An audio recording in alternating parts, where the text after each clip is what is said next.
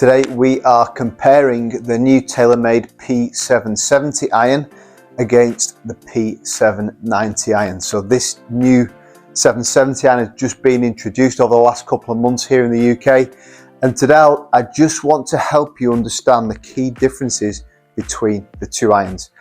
The P790 I would say has been my best seller this year in this kind of category, that sort of hollow back category, and this 770 has been added what TaylorMade are calling it the modern player's iron. Okay, so what I like about what TaylorMade are doing here, if we're looking at these two heads, they actually look quite similar. So you will see a lot of guys having that sort of combo set because they do look quite similar.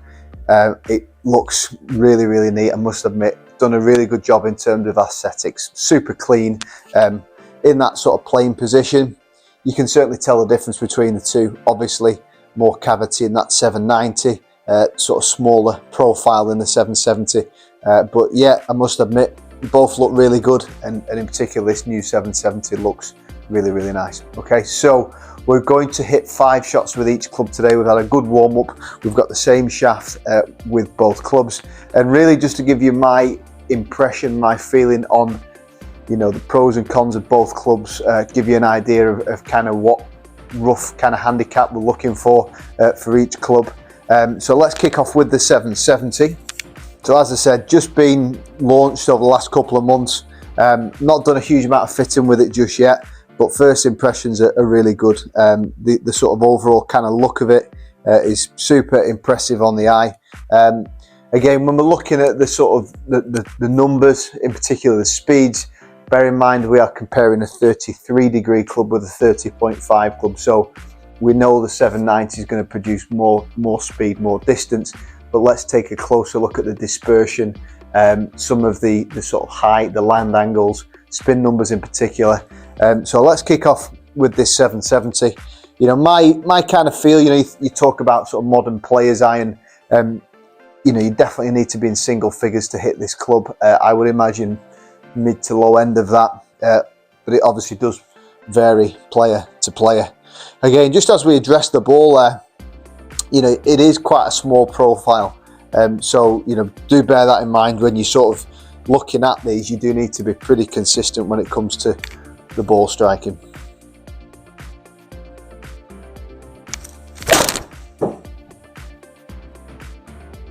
Yeah, not bad.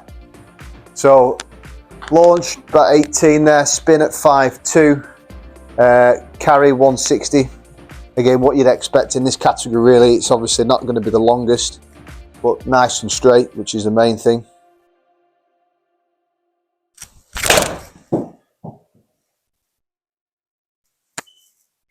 Yeah, nice and straight again. You know, to state the obvious, you know, with this type of golfer, you know, you're really looking at distance control. You're going to be someone that strikes it pretty good. You want to know your numbers pretty much bang on. So you really want these carries to be very similar. First one 160, second one 164. So we're getting some sort of predictability. Felt good. Yeah, 168 again, nice and straight. So we're seeing some good accuracy with these. Spin numbers so far have been, you know, very consistent there, about sort of 5,500 or so.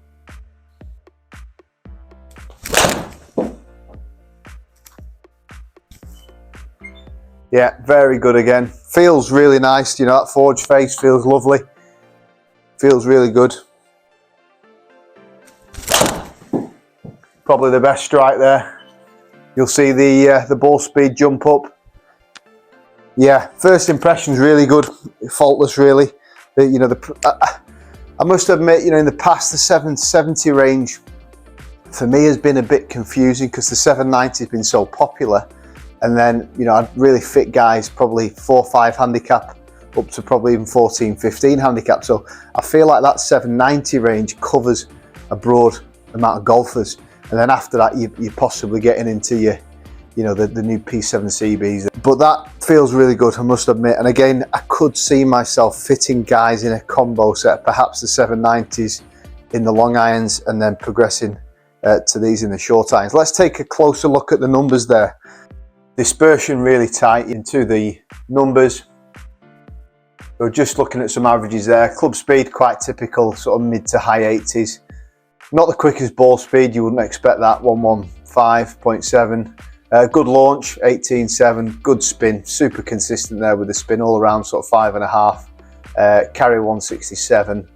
Total 177. The big one for me there, side total plus or minus 10 feet, so really accurate. So very happy with that. Let's move on to the P790.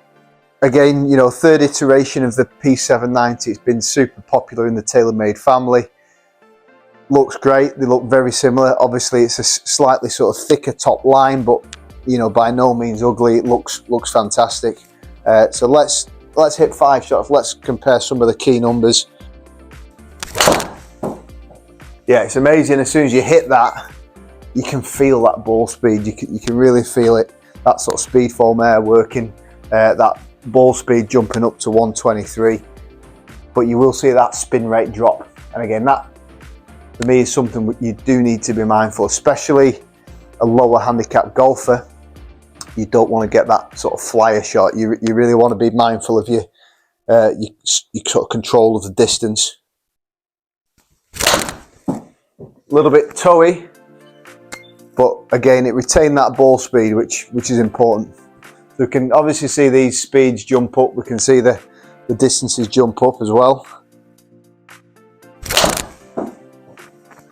And really, you know, as you're watching this, guys, really think about, you know, your own game and what applies best to you. Are you looking for distance and combining that with a bit of feel? Or are you a good ball striker and you're looking more for the accuracy? And that's really where it comes down to deciding, you know, what's best for your game. As I said, a big, very noticeable in terms of the sort of sound and the sort of speed coming off it. But I do feel like I am losing a little bit of accuracy here. Just turning over left.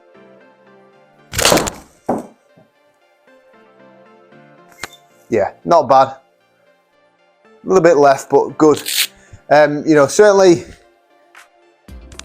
you know, two very different clubs from a performance point of view. We'll look at the numbers in a minute. I preferred the 770 for my game, but you know, as I said, the 790 probably has been my best-selling club this past year or so.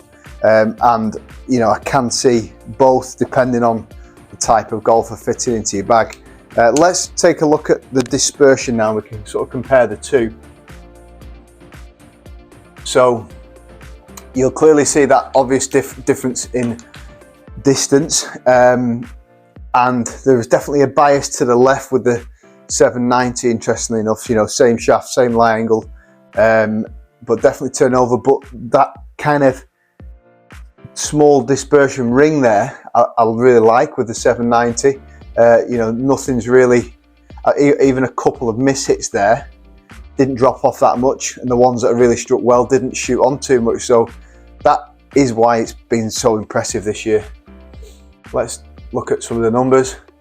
So moving that a little bit quicker at 87, but a massive difference in ball speed. You can see there at 122 to 115. So if you're looking for distance, clearly the 790 is doing a great job. Launching a fraction lower, as you would expect, with less loft. Spin's a bit lower. Yes, the loft's affecting it, but you do want to be mindful, you know, when you're hitting into greens, if there's not enough spin on it there, you know, that potentially could affect the stopping power. But again, you'll see the height there is on average even higher than the 770. So we'd like to hope that, you know, it will stop, and you'll see that in the numbers, you know, a massive difference in the distances there. So 167 for 177 with the 770, 184 for 195. So actually stopping power is the same, isn't it? You know, 10, 11 yards, plus or minus 14 feet, but it was, like I say, just favouring that left side, 29 feet on average. So really interesting, guys. You know, I think the 770 is a good upgrade on the previous model. I think it fits really nicely in line with the 790, and hopefully this video has given you a good insight into the numbers and which one might be best for you. As always guys, if this is your first time watching the channel, please don't hesitate to subscribe, and I look forward to seeing you again very soon.